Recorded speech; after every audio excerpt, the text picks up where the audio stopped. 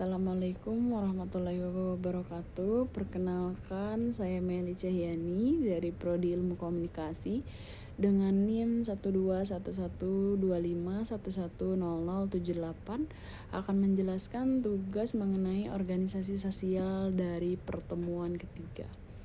Soal yang pertama adalah menjelaskan ciri-ciri organisasi sosial.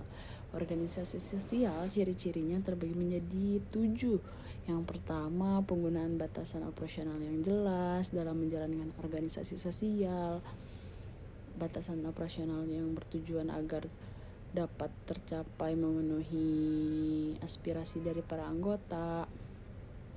Yang kedua, memiliki identitas organisasi yang jelas. Misal seperti nama organisasi, alamat, dan nomor telepon, sehingga keberadaan organisasi dapat diakui oleh masyarakat luas. Yang ketiga, terdapat struktur keanggotaan dan status formal yang jelas. Pelaksanaan organisasi sosial di dalamnya juga terdapat struktur keanggotaan dan juga pengaturan status formal, sehingga anggota mendapatkan pembagian peranan dan tugas yang jelas serta tersusun. Yang keempat, memiliki dasar, nilai, dan norma. Dalam landasan nilai dan norma, perorganisasian bertujuan sebagai seperangkat aturan yang mengatur pola perilaku anggota-anggotanya. Yang kelima, bersifat formalitas. Dalam hal ini, organisasi sosial memiliki serangkaian bentuk perumusan peraturan atau ketetapan secara tertulis dan memiliki sifat yang formal dan mengikat. Dan yang keenam, memiliki tingkatan-tingkatan dalam struktur kekuasaan dan kewenangan. Organisasi sosial juga memiliki karakteristik yaitu adanya tingkatan-tingkatan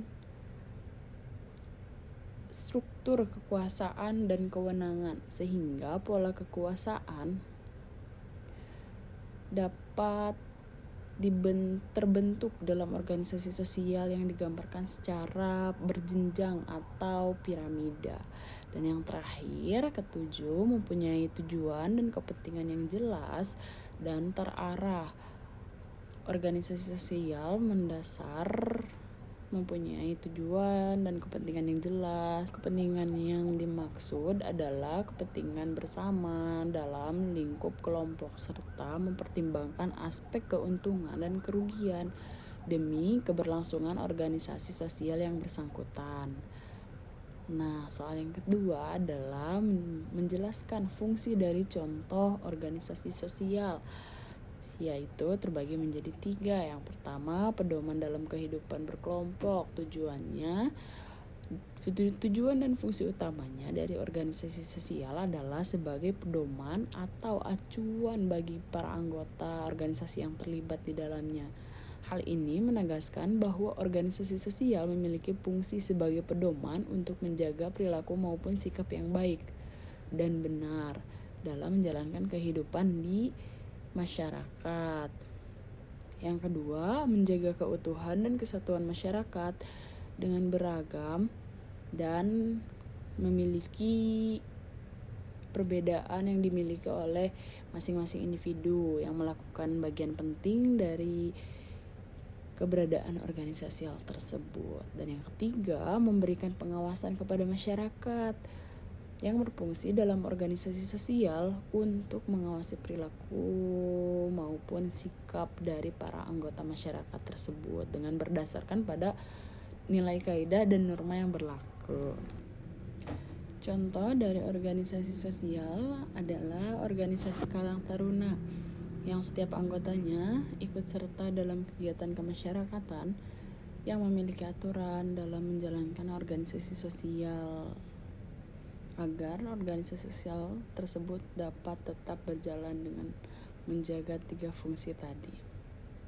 Soal yang ketiga adalah menjelaskan contoh dari profil lembaga swadaya masyarakat. Lembaga swadaya masyarakat atau biasa disebut LSM merupakan salah satu contoh keberadaan organisasi sosial yang berkembang di lingkungan masyarakat. Lembaga swadaya masyarakat bersifat merakyat dan sederhana. karena didirikan oleh masyarakat beragam komponen masyarakat guna mencapai tujuan bersama. Contohnya adalah dapat mengatasi berbagai persoalan sosial yang terjadi pada masyarakat sehari-hari, serta memberikan solusi yang tepat untuk mengatasinya.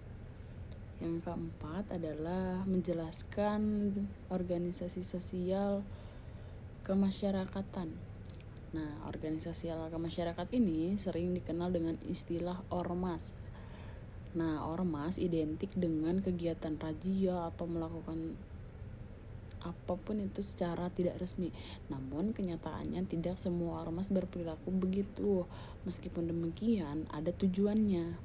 Contohnya dalam ormas adalah seringkali kita lihat ormas sedang menggelar atau ada kegiatan untuk menggelar kegiatan seperti donor darah. Nah, yang terakhir, kelima, organisasi keagamaan, yaitu bentuk lainnya adalah menjadi adanya contoh organisasi terkait dengan keagamaan.